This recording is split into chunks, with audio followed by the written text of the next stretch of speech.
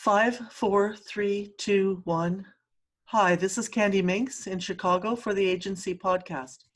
And Eugene Napick in Toronto. And welcome to the agency. Thank you, everybody, for joining us. I hope everybody is safe and well and staying home right now. I know. This was a bad week, I think. It's pretty scary what's happening, Mm-hmm. well, particularly throughout America, but here in Canada too, people Yeah. are dying from this virus. Yeah. Yeah. I think New York City was so upsetting with Central Park being, commandeered, which it must be, but it just really hits home, that it's turning into a hospital, and it's sad. It's sad. I hope everybody is going to be able to stay home. And then we found out, of course, that it's for sure another 30 days of staying, and then there's numbers like it could be till July. So Yes, it's it's very very, possible. yeah. It looks like we're canceling or at least postponing the Long Branch Garden Tour this year Mhm. because we can't really plan for it because we don't know if people are going to be able to, Right. be out and socialize. Sure. And then I just saw Gay Pride's canceled in Toronto for sure too. Oh, wow. Yeah. So it's Well, very sad. I think all we can do is hunker down and wait it out. Hmm. That's true. Keep the good music going and the good food going as best as we possibly can, cooking up our beans and rice. And I know some people have been pretty inventive. Did we hear from anyone about their comfort foods this week or anything? We have one bit of mail. It's Okay. from Vox. I'll read it. Oh, okay. See, I keep forgetting to check. My mind is kind of screwed up and fucked up from this whole thing. Well, yeah. Yeah. I think same with all of us, Yeah, really. yeah, yeah. It's unprecedented, and Hmm. we've never seen anything like it before. Hmm. So Vox emailed us, "Hello, agents. Hope all is well with you and yours. To answer your questions, the comfort foods I've sought out were some raisins to put in my oatmeal, though I haven't had a bowl yet. Oh. But it's comforting knowing I can have a bowl whenever I want. Hmm. As I like some color with my coffee, I also picked up a few tins of condensed milk should I Oh. come to feel uneasy about going to the local No Frills, or should they be forced to close for a deep cleaning and the training of new staff. However, I rather doubt I will grow uneasy going there, as being a senior, they open an hour early 2 days per week for us and those with physical disabilities. Okay. It was me and 6 others there on Monday. Wow. That's amazing. Well, we have Dog laughing. George has come in for a drink of Hmm. water. George likes to make a little splash on the podcast. Hmm. Um, Shopping was never more pleasant at that location. I find time really doesn't require any assistance from me to pass. If I had my druthers, I'd be working on a way to slow it down, not get through it as quickly as possible. In terms of things I'm doing a bit differently because of the virus, I would think just making a few more calls to my brother and a few friends who I suspect are having more difficulty managing the isolation, one of whom goes back to 12, 11 and a half. Oh, and of course, playing Go via the net.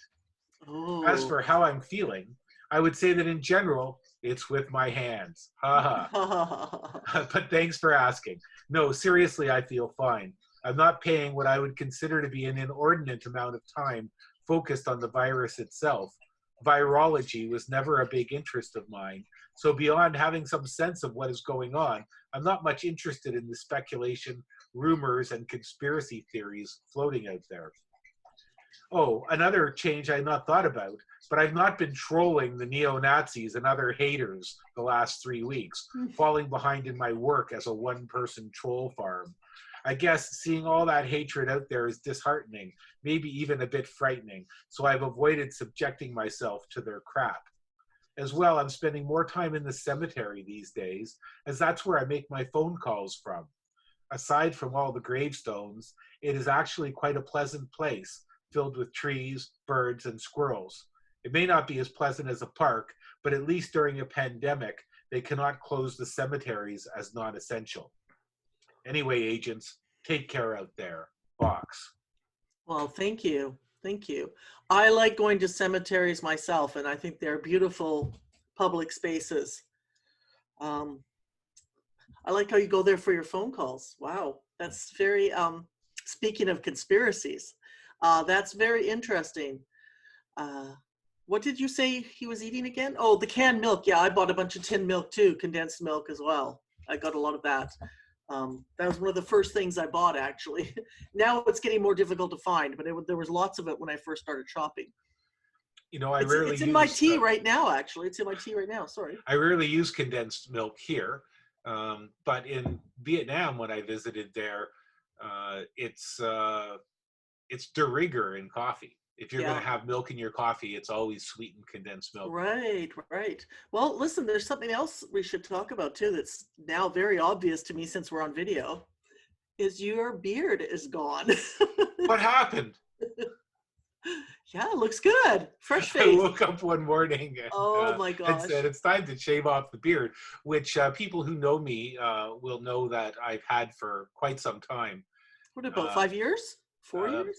I don't know, at least since I retired from my Okay. job. You Okay. know, when I was working for the man, I was doing media work, and um, it was pretty much required that I look fairly neat and tidy.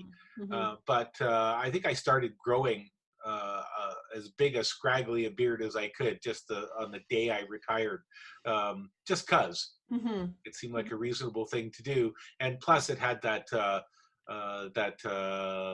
touch of gray that I kind of liked. Fair enough. That's good. Well, change is always good too, right? It's nice to mix it up a bit.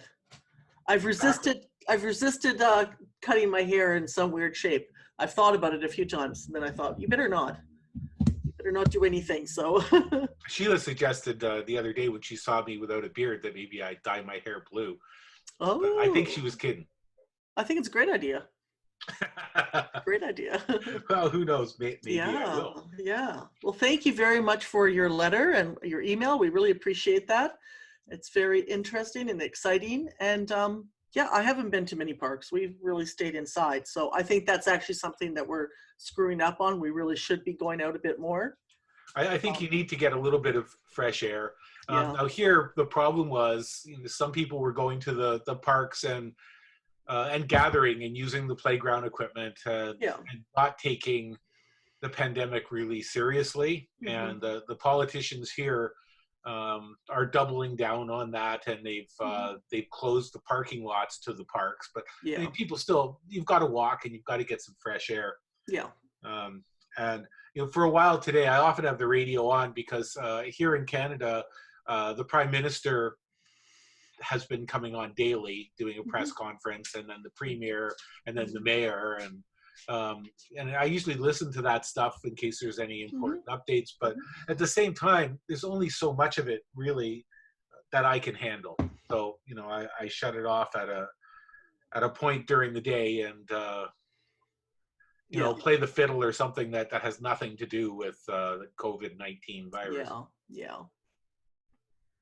Well, just before you zoomed me, you sent me a message. I was watching the first episode of season 3 of Ozark.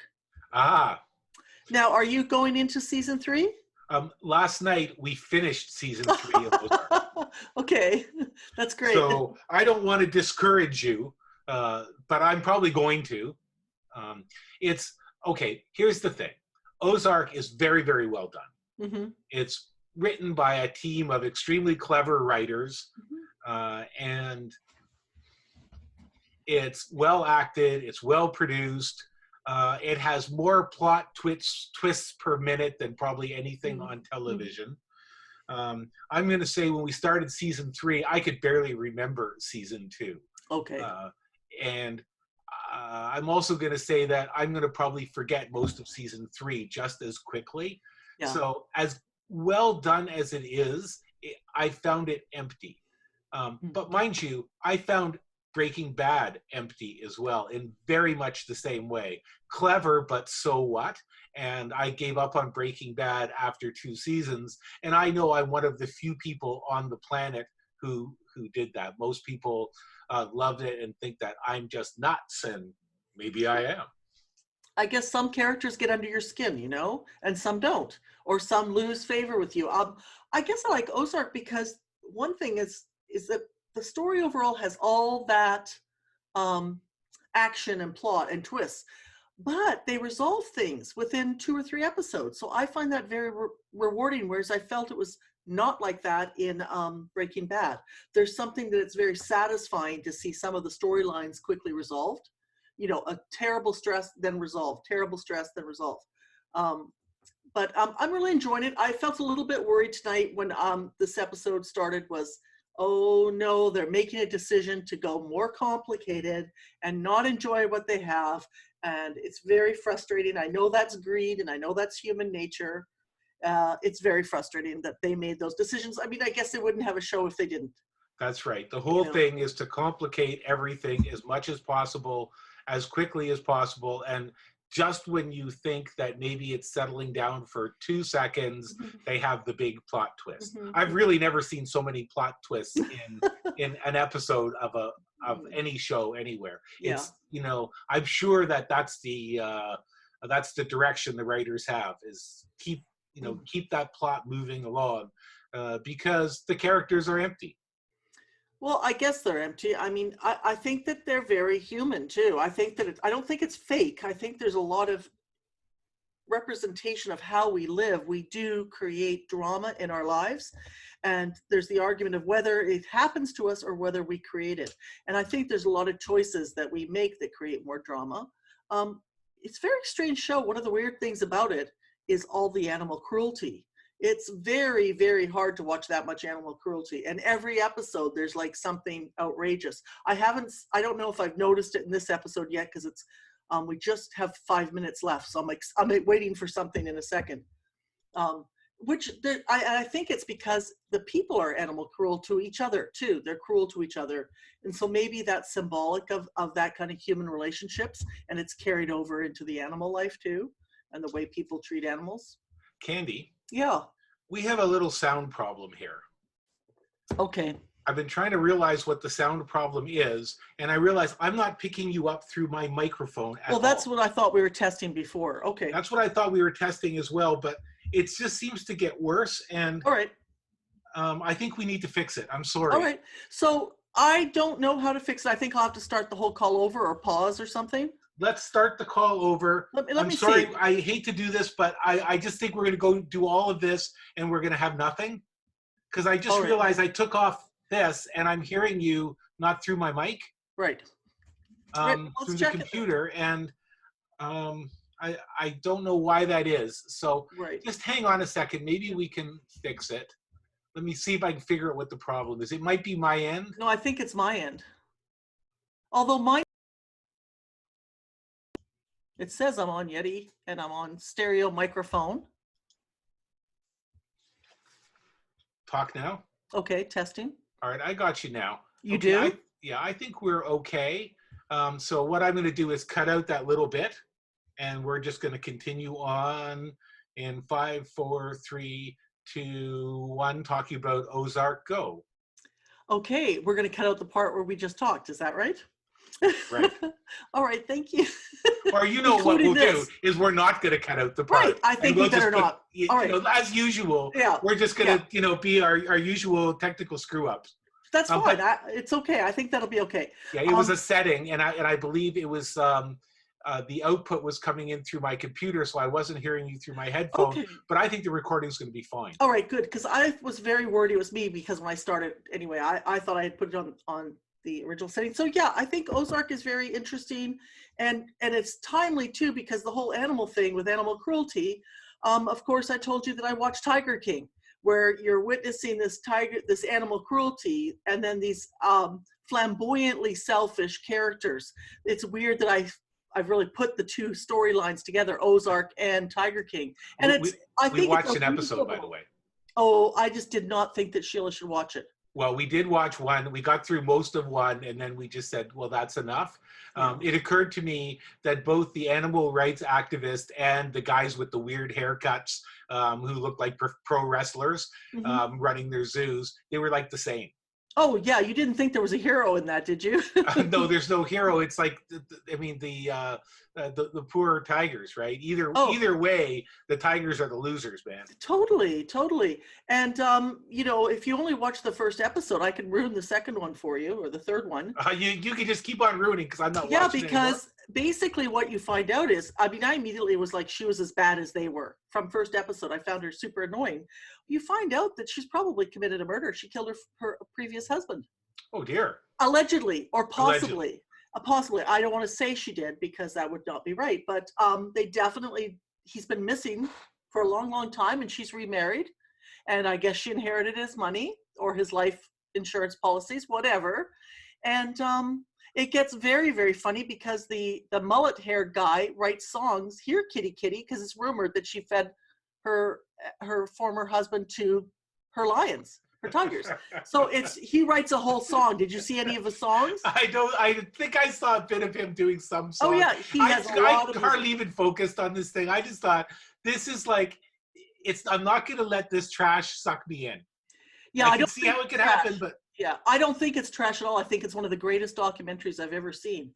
I think it's absolutely brilliant, and how this guy even managed to get into their world. I mean, this is the thing. If you don't see what kind of people are doing this trafficking, what I would call wildlife trafficking, and they're breeding the animals on their farm, on that land, they're breeding more tigers. It's disgusting. Wow. So I wouldn't have known that if I hadn't watched it. You're not watching it because you think the people are cool, although I do think they'd make great Halloween costumes. But yeah, no. So it turns out that there's now apparently, what I found out last night when I talked to my sister and different people, we did a Zoom thing last night for my sister's birthday, was that they have reopened up the investigation into the missing husband. Ooh. Because of this. Well, that's a second season.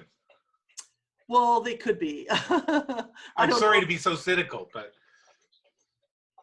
Right. Well, I just thought it was really one of the most profound documentaries. I thought it was really good, but I also do not think that it's not nice to see the tigers in cages. It's very painful. And there's human trafficking going on in it too. I mean, I couldn't believe every time that goes on, how could there be 6 episodes? 6 sections, but there really is, because the story just kept going and going. Wow. Yeah. Well, I'm glad you're there to report for the agency on it, because I'm going to miss the rest of this one. Yeah, that's all right. Anyway, your instincts were correct. She's just as bad as the rest of them. Wow. Hey, she was breeding. Oh yeah, she was breeding tigers too. She was breeding tigers too. They have all the old film clips. So she's not so innocent. She also bred tigers when she first started out. Wow. It's just, yeah, I mean, some people just try to get righteous about doing the same things, I guess. Correct. Yeah. So speaking about foul behavior, you pointed me a few days ago to a song, and it totally surprised me. And that is old weird Bob Dylan posted a new song, or a song, we don't know just how new or old it really is, on his website and on Twitter, called Murder Most Foul, a 17-minute song. And man, is it ever compelling, isn't it? I think it's very compelling. I really thought it was incredible. It blew my mind, and it's really something. Now, why is he doing it now? I don't know. Now, some people argue that it was probably recorded around 2012 or 2013, or in the last 2 years, because of the style of singing. But it's a mystery. Yeah, and he's certainly vocally, I mean, it's a recitation more than singing, but he's in good form. His voice is strong. I was very surprised because all he's really offered us in the past few years are tepid covers of Frank Sinatra tunes. Well, and go ahead. Well, I was going to say, he's doing, I thought it was called American Songbook. I thought he did covers of some American songbook. And what he does in this song is he seems to inventory from a different type of American songbook. Well, for sure. And I know, for instance, a fellow I follow, music writer who has a blog, Tom Hickey, refers to Bob Dylan as the grand old man of American song. And in a way, he's a guy he's recreated himself so many times over the years, but I think that's the latest recreation. Mm. But also, I think of an interview that Ooh, 60. What was that? that's my very powerful flashlight over here. So sorry. um, there was an interview on 60 Minutes when a few years ago where the interviewer asked him how he wrote all those songs so quickly in the mid 60s. And his response was, he doesn't know. But he said, I can't do it now. I could do lots of things well now, but I can't do that. And I think it's as much a mystery to him as it is to us.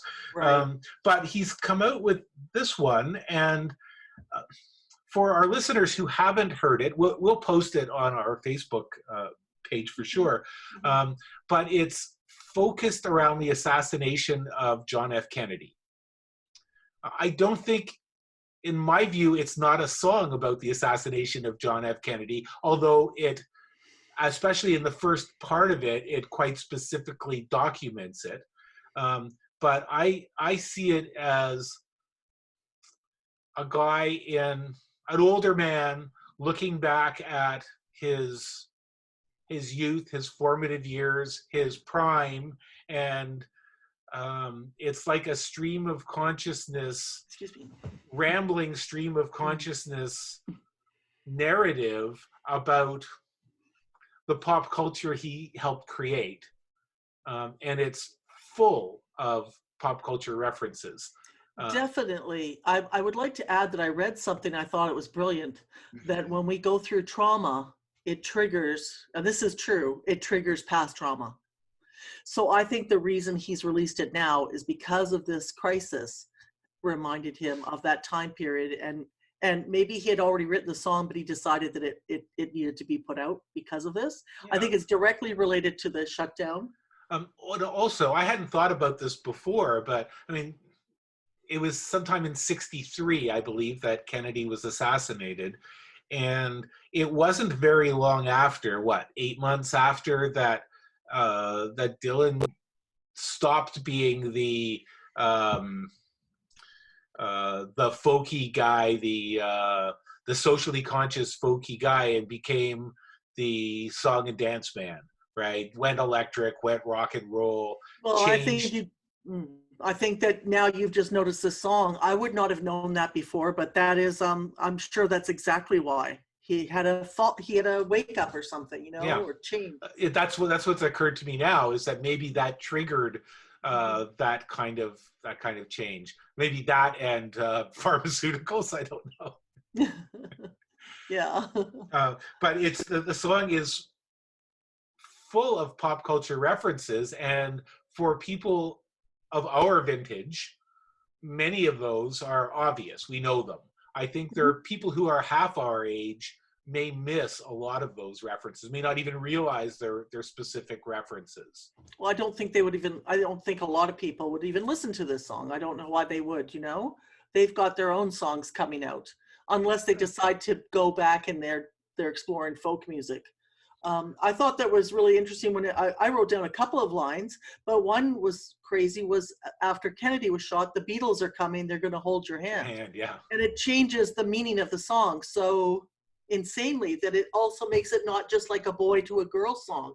It makes it, I'm going to hold your hand through a crisis. That's right. We're going to get through by playing this kind of music. Yeah. Yeah.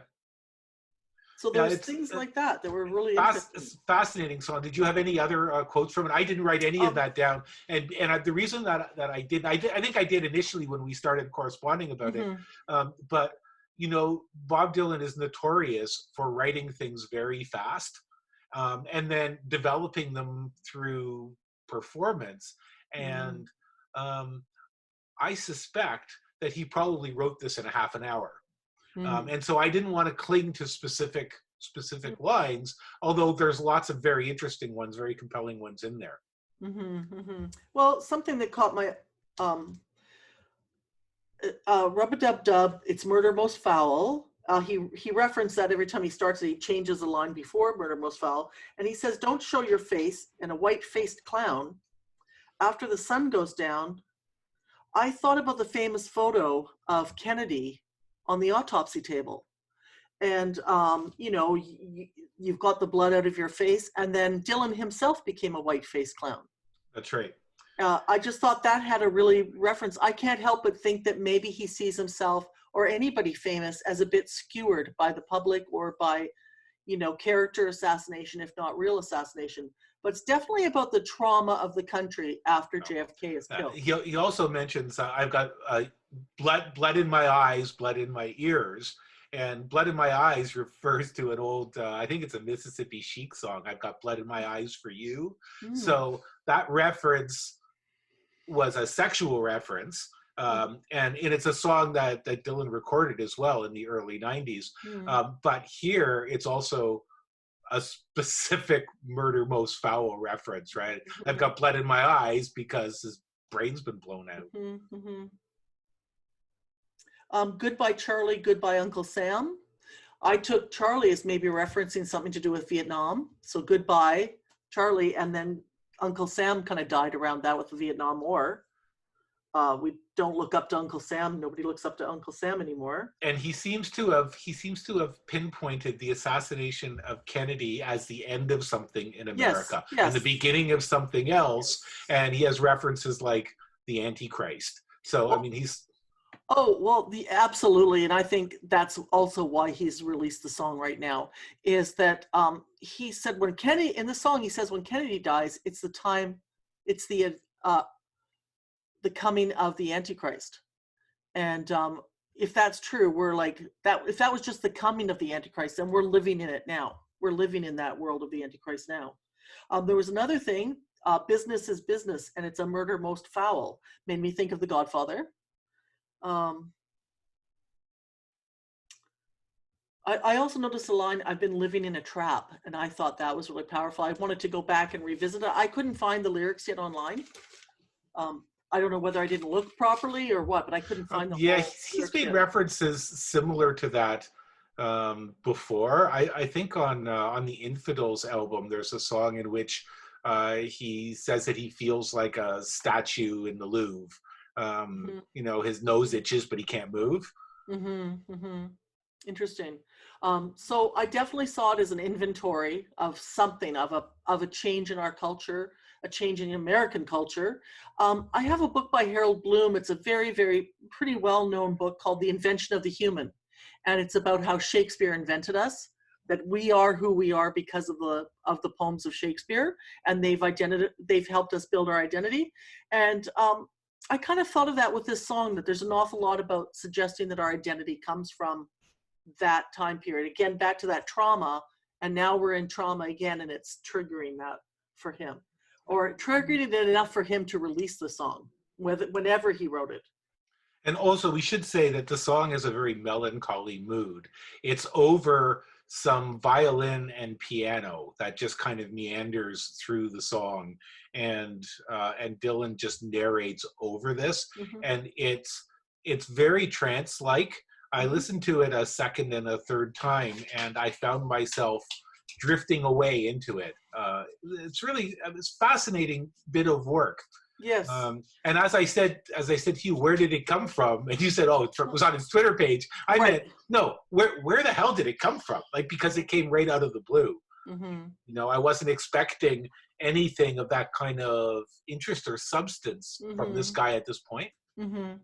Well, I guess maybe he knew we're all at home and we'd have 17 minutes to listen to such a long song too. There's that kind of feeling too. I thought this is the time you could actually listen to a 17-minute song. Do you know who the musicians are?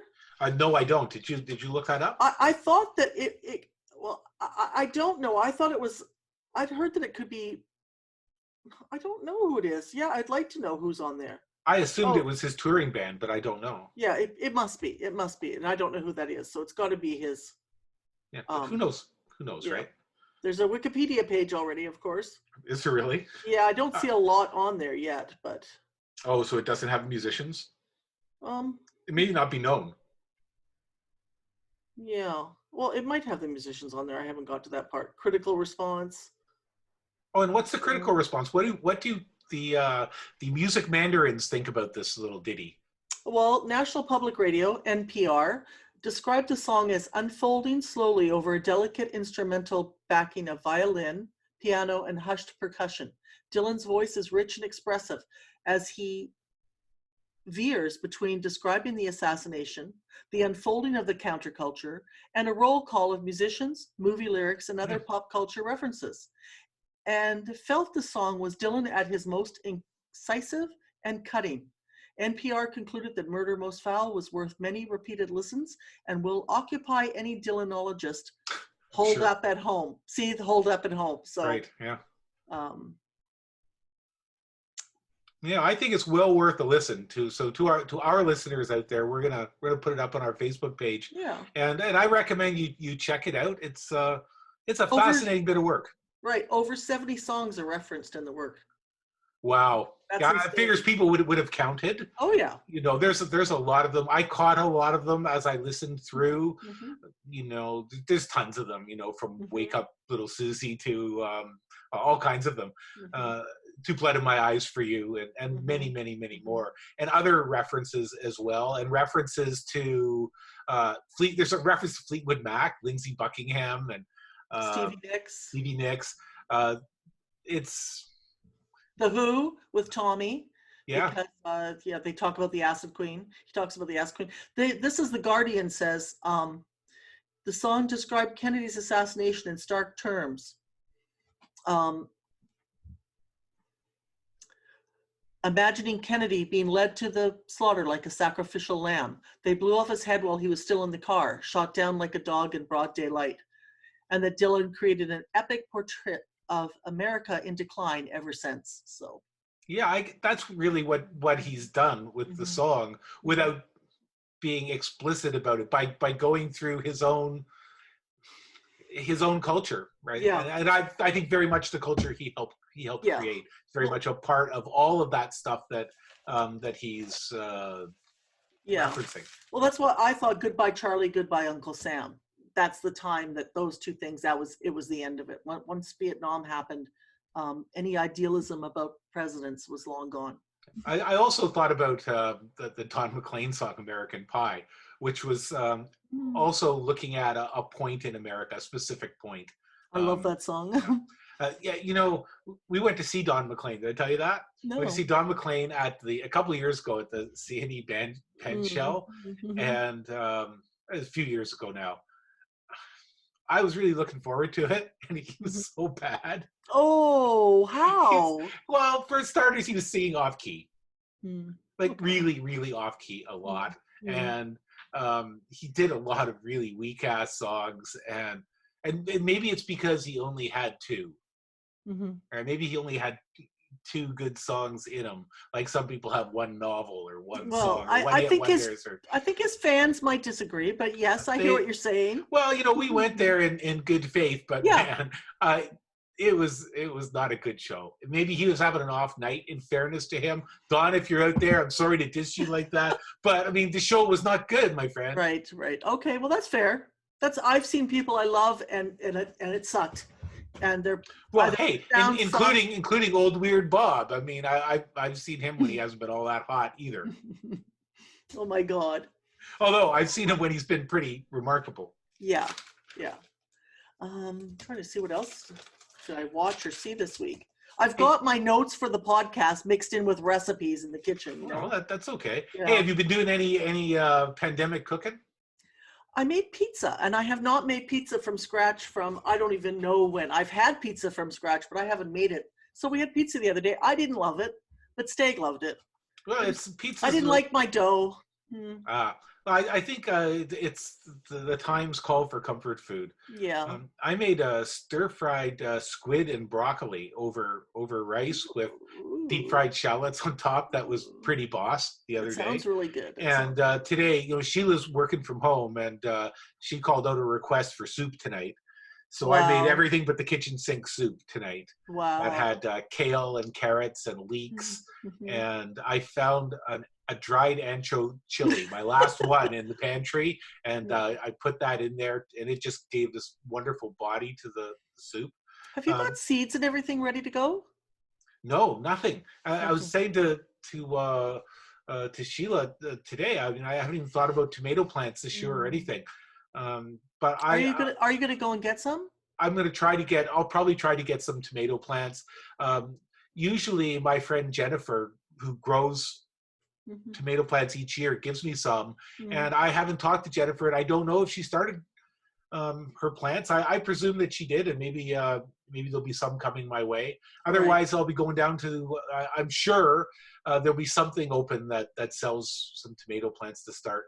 Yeah, I think I'll get some lettuce or something, Yeah, You lettuce know, is good. Anything like that sprouts up quick, and I right. think it's good to have, especially now when you're trying to avoid Well, stores and that kind of that's thing. what I was thinking that I kind of, I guess, I mean, we couldn't have bought it a couple weeks ago anyway, but now I guess we could go to a garden supply or something. I'm finding now when I go to the grocery store, I get very anxious. Oh, don't even. Me too. I'm so anxious. Um, It's actually horrible. I wh- hope we don't go till next week. One of the things we discovered here is you go to the ethnic grocery stores. Mhm. Like we have a big Adonis. I mean, it's a 15-minute drive from here, but Adonis is the Middle Eastern Mm-hmm. sort of focused Hmm. store, and it's not nearly so busy as the Loblaws.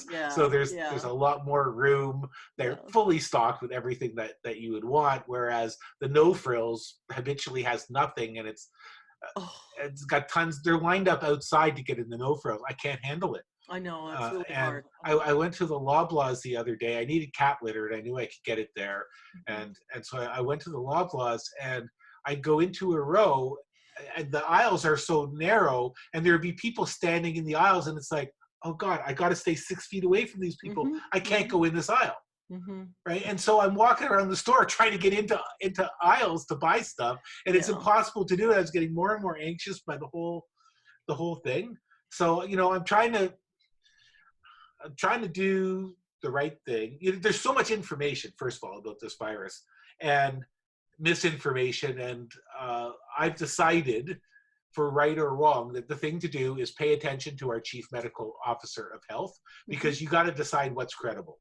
So Mhm. is it going to be the internet, or is it going to be the chief medical officer of health? And I've Mhm. made the decision, I'm going to listen to the chief medical officer of health. So when Okay. she says do this, I'll do this. When she says don't do that, I'm going to not do that. And Mhm. so that's been my guideline throughout this. Right. um, you know, and for instance, like she said, you don't need to wear a mask. But now the internet is telling you to wear a mask. Well, And there's this whole, the go problem ahead. with the mask is if you touch your mask and take it off at home, you can't reuse it again. It's got to go in the garbage or the laundry. So it's really about touching your face, whether the mask is on or Yeah. not. I think the mask is probably a very good idea. I haven't worn one, but I think it is a good idea. But you can't take it on and off. If the That medical once it officer of health tells me to wear one, I will. right. But today I stumbled upon a video. Mm-hmm. I watch a lot of Go videos because I'm Mm-hmm. always studying so I can kick Yes. box's butt at Go. Which I'm gonna say, the last time we played online, um, it was ugly, man. It was ugly. Really? Yeah. I think he just had a bad night though, and I'm sure he'll have his revenge. But I did Mm-hmm. very, very well. Mm. Anyway, I was looking at videos by GoPro Yanu, who's a professional Go player in Korea, and she has some videos about her daily life. So she had a video about going out to the supermarket, the most mundane thing, but during the pandemic. Mm. Now, South Korea has done very well in terms of controlling the pandemic. And here's what I'm going to say I saw. A, she's always wearing a mask. Mm-hmm. She goes to the pharmacy to get the 2 masks they're allowed per day. The government mandates everyone gets 2 masks per day. Mm-hmm. And so, is it two? I think it's two. I could get that. I could have had that wrong. Anyway, she goes to the pharmacy to get her mask for her and her mom. Mm-hmm. And they're lined up at the pharmacy, and nobody is staying 6 feet apart. It's a Mm-hmm. lineup. Mm-hmm. So we're Mm-hmm. not doing the same as they're doing. They've done about as well as could be expected through a pandemic. Mm-hmm. What's right? So I don't know, but my head will explode if I don't just listen to the medical Sure, officer of health. sure, So, sure. so that's what I'm doing. And like I said, the main issue is that if you're not taking, even if you wear gloves, you have to wash your hands after you take Yeah. the gloves off.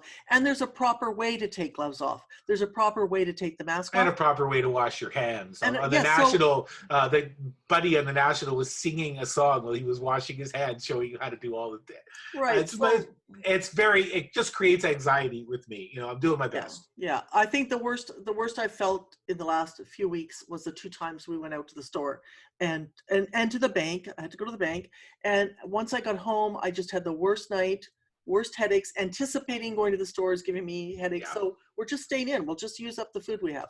So the other night, Sheila found an interesting movie to watch, and maybe it's appropriate when you're stuck inside the house a lot. We watched Escape from Alcatraz. Do you know? I watched it too. Watched it too? Yeah, 1979 film directed by Don Siegel, who You also know who? directed Charlie Dirty Harry. Varick and Charlie And Varick. Charlie Varick, yes. Yeah. Right. It's the last film he did with Clint before Clint decided he needed to direct himself, and they had a big falling out over that. It's a great film. I think it's a great film. It really is the most beautiful film. It really is beautiful. And talk about Wages of Fear and tension. Oh yeah, Remember our movie Wages of Fear? yes, Yeah, so I thought it had as much tension as that movie did. tremendous tension and a lot of sensitivity in showing the isolation of being in prison. And that the sequences, well, first of all, Patrick McGoohan as the sadistic creep of a prison warden, he's so wasn't he? What a great role for Patrick McGoohan. I mean, he was a real nasty dude in the yes. in the film, but what he did to Doc, the guy who painted, he went and looked at his paintings in his cell and then took away his painting privileges. And Doc proceeds to chop his own fingers off. Oh, just chilling bit of film. Fascinating. And Sheila looked into it after, because it's based on a true story. It is Frank based on a Morris true story. Yep. And the Anglin brothers. And the official story is that they think they could have got to Angel Island, but they must have drowned when they left Angel Island. But I went to Wikipedia, because Wikipedia knows everything. And I'd like to read an entry, if I could. Good. Yes. In January 1965, the FBI investigated a rumor that Clarence Anglin was living in Brazil. It was considered so significant that agents were dispatched to South America to find him. A male tipster called the Bureau in 1967, claiming to have been at school with Morris and having known him for 30 years. He said he had bumped into him in Maryland and described him as having a small beard and a mustache, but refused to give further details. Family members of the Anglin brothers occasionally received many unsigned postcards and messages over the years. Once a card came signed Jerry and another Jerry and Joe. The family also produced a Christmas card purportedly received in the family mailbox in 1962 saying, "To Mother from John, Merry Christmas." Another of the Anglin's 11 siblings, Robert, also said that sometimes the phone would ring and all that could be heard was breathing on the other end. Robert said, "I suppose all that could have been pranks, but maybe it was my brothers." The mother of the Anglin brothers received flowers anonymously every Mother's Day until her death in 1973, and two very tall, unusual women in heavy makeup were reported to have attended her funeral before disappearing. Federal officials say that in the mid to late 60s and into the 70s, there were 6 or 7 sightings reported of the Anglin brothers, all in North Florida or Georgia. Robert also said that in 1989, when the father of the Anglin brothers died, 2 strangers in beards showed up at the funeral home. According to Robert, they stood in front of the casket looking at the body a few minutes. They wept, then they walked out, he said. In 1989, a woman who only identified herself as Kathy called Unsolved Mysteries tip line to report that she recognized a photo of Clarence Anglin as a man who lived on a farm near Marianna, Florida.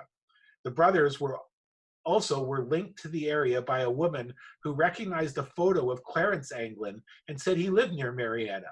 She correctly identified his eye color, height, and other physical features. Another witness identified a sketch of Frank Morris, saying it bore a striking resemblance to a man she had seen in the area. In the early 2000s, according to the New York Times bestselling author Frank M. Ahern, the U.S. Marshals received a tip that one of the Anglin brothers was in Brazil. The U.S. Marshals went down to Brazil and got a confirmation from a local bartender that one of the brothers was there. Deputy U.S. Marshal Michael Dyke told NPR in 2009 that he still received leads on a regular basis. Wow. So maybe these guys were the only people to escape from Alcatraz, which was, crazily enough, closed a year later. Well, it was closed partly because I think they helped reveal the conditions. The conditions had been investigated. I think there had been rumors that it was not fair, and that it was a cruel warden, I think. The other thing is, one of the reasons they argue that they didn't get away, though, is because there were no cars stolen. There were no robberies done in their style. Yeah, So they would have had to go straight. They would have had to go straight. And where would they get money to start out? There's a lot of real unknowns. Yeah. But So they'd have to be chumps, just like Henry Hill at the end of Goodfellas.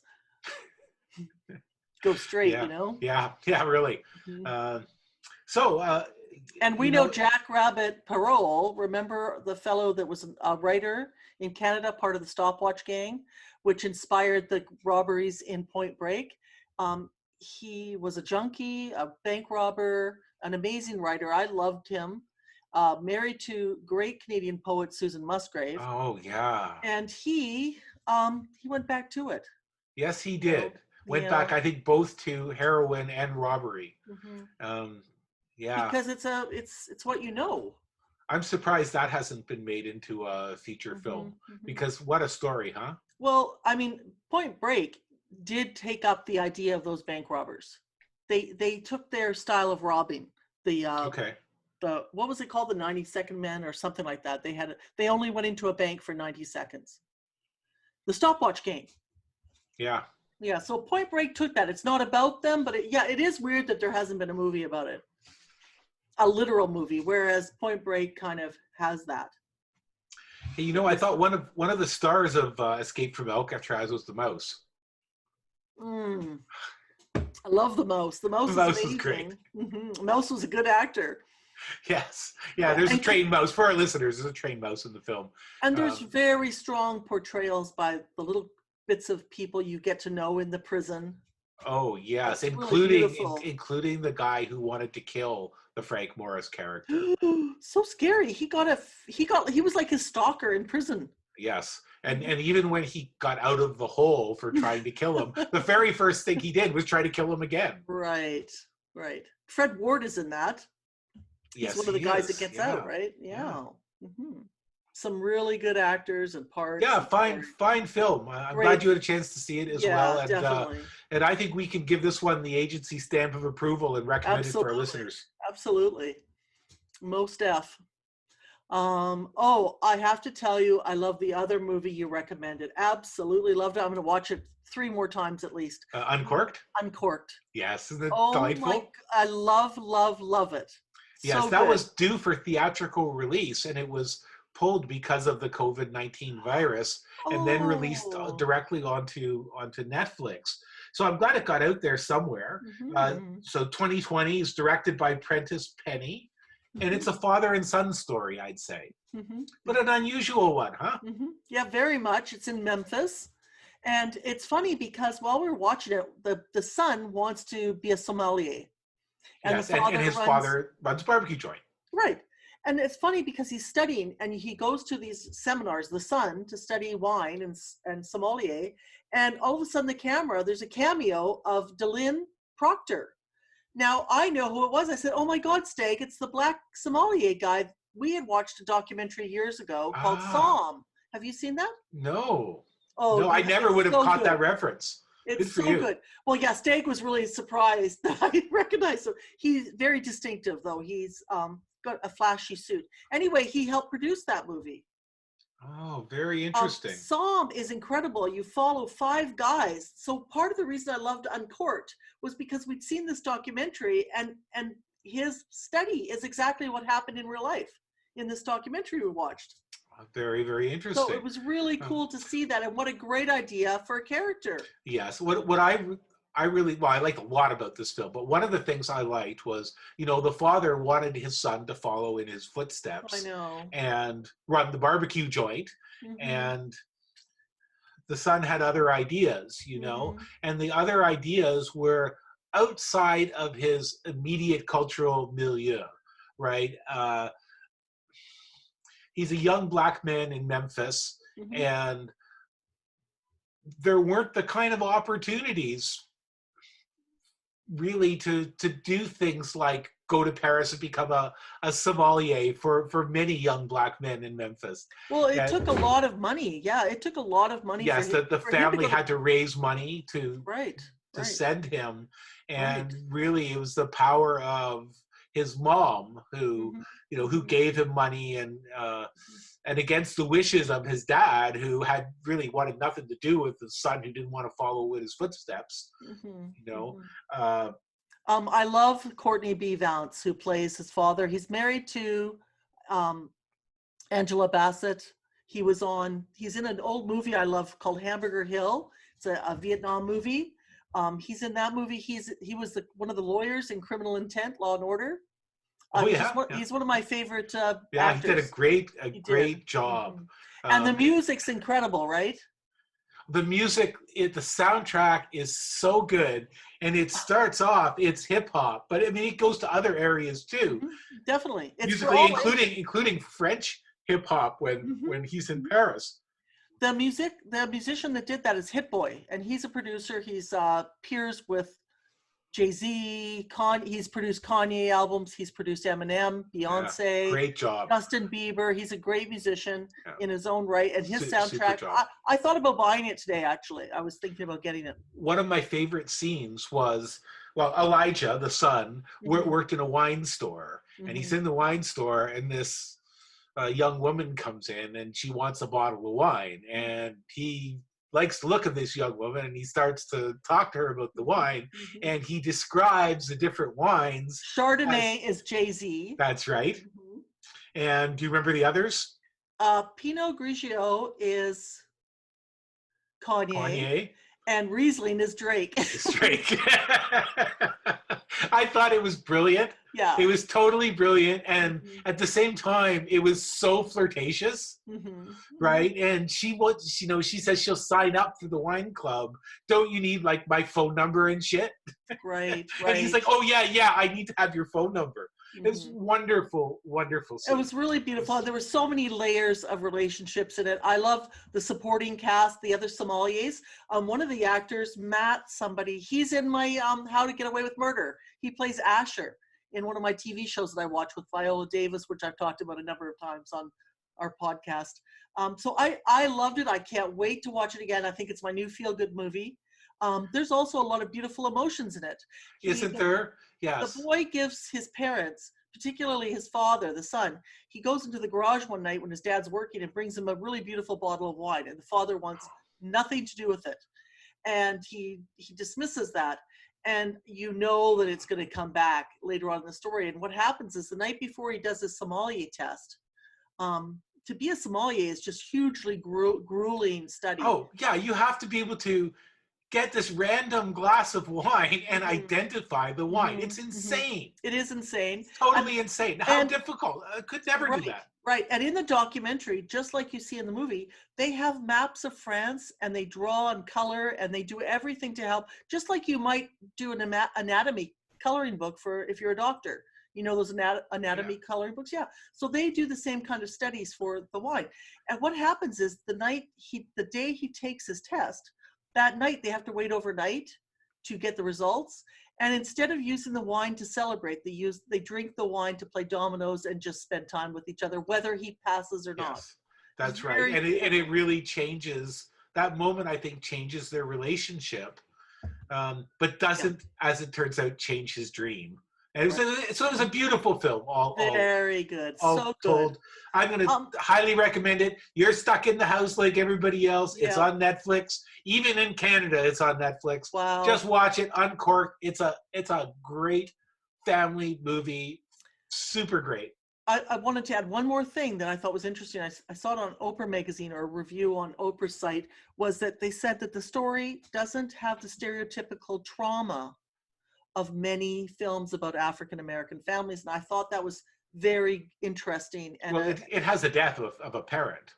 I think what they were referring to was a generational trauma, going back hundreds of years. Oh, I I think see. that I see they what you're meant, saying. Yeah. yes. And I think that's exactly what they meant, that there wasn't suddenly going to be a gang infiltration or any stereotype of what happens to young Black men in United States, feeling like they're not going to live past 30. And I mean, that is hinted at Well, one point. Well, yes. I mean, and there are kind of hints of that Yes. part of yes. the cultural history, but at the same time, it's also saying this is a young Black man who can leave Memphis, can go to Paris, Yeah. who can seize opportunity, Mhm. who can be successful within the broader culture, and so it's a very positive and Mhm. hopeful kind of message, I think. I think so too. And then the music soundtrack supports that, because of course hip hop was away at basketball and other venues of stereotypical ways to be free of, your past, of ways to go out. The music supported that kind of feeling of doing. You're not going to, the statistic of how many Black men are going to live past the age Yeah. of 30.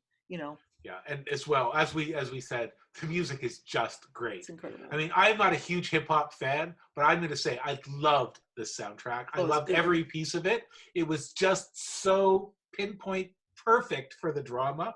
Every choice was great. Yeah, and the storyline is intergenerational again. You could be any age and enjoy this movie, I think.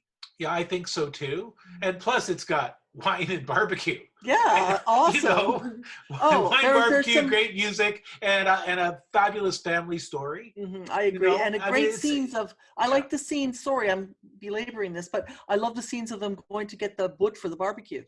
Yes, I love that setting. That was incredible. Well, yeah, I think it's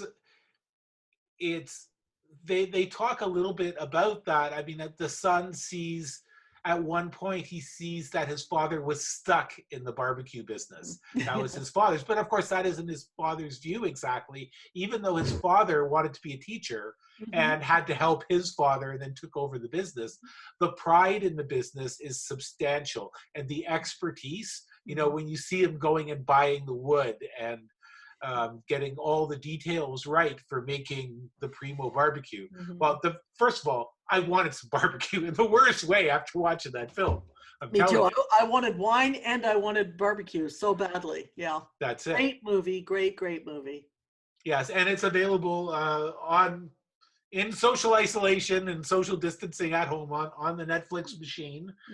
You can see it, and it's another film that gets the agency stamp of approval. Yep. Totally.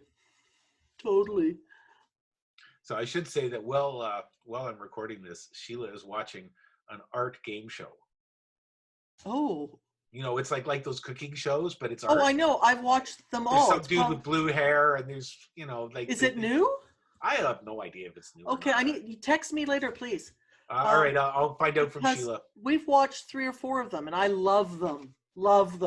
So I'm assuming this might be a repeat. It might be. I have really no idea. It's really she probably good. found it on the Netflix machine. Oh, they're really good. They're fantastic. Those sorts of shows, I mean, they suck you right in, right? Yeah. But I love them and hate them at the same time. I'm just trying to see if I have any other notes. No, I think I covered what I wanted to about that film. I'm making terrible noises with my paper. Sorry about that. Yeah, so you can see, our listeners can see, we do actually have a little bit of research material here. And by research, we mean our phones, Google. That's okay. That counts. But we do actually, hard to believe, we actually do sometimes prepare a little bit for these podcasts, even though sometimes it hardly seems that way.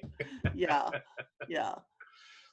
And so this is the first time we've tried video. And, if the video capture works out okay, we might do the whole thing. Yeah, we'll try. We're going to try. Maybe we can put it up on our blogs and people can have the pleasure of watching us as well as listening to us. Yeah. Wow, won't that be special? Yeah. We'd love to have more emails, more comments on Facebook, anything you are comfortable, you can DM us on Instagram or on Facebook, whatever you like. Yeah, We any want to which way hear you from want. you. And if you want to email us, it's theagency.podcast@gmail.com. Mhm, And we love your emails, and mhm, email us. We're apt to read your email on the air. mhm. As well, if you are cuckoo for Cocoa Puffs about this podcast, we do have a Patreon page, and we do have some bills to pay. And I would like to thank our super fantastic patrons, as we Thank do you. each and every week, because we do this because we love doing it, but it really helps to have a few kroners there to pay the bills, because there are It some. does. It does. It does. So we really appreciate it, and you too have the opportunity of doing that. Hey, which reminds me, Mhm, um, a lot of musicians, now that they can't tour, it's a real problem with this virus and mhm, musicians, mhm, mhm. especially since the recording industry is all shot to hell. Right. And really, for many musicians, getting out and touring is the way to earn a living. And, well, you can't go out and tour if nobody can go to a show, can you? Mhm, So mhm, a lot of musicians have been doing concerts online and setting mhm. up Patreon pages and that sort of thing. Um, I watched a great show by a fellow I know the other day, Joe Newberry. Did one from his home, and I'm a Joe Newberry Patreon supporter. So support your local musicians if you can too.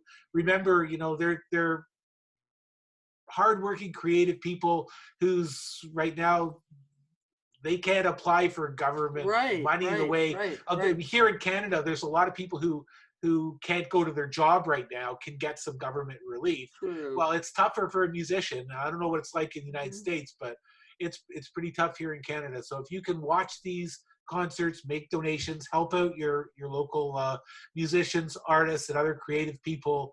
If you can do it, it means a lot to them, and I hope even if you just pick one, mhm, pick one musician or artist mhm, or whatever that you can support. mhm, Pick a podcast, even if it's not ours, that you can support, and do what you mhm. can to keep those creative juices flowing in the country. It's fantastic. Definitely. Stay not too anxious And stay home. and stay home. We're all feeling anxious, so we're sharing that. And we're gonna be back with you every week throughout this crisis, and hopefully we'll get through it together Yeah. soon. Um, and we'll be back at you next week. All right. Thank you. See ya. Thanks for Over and listening. out. Bye bye, Eugene. Bye.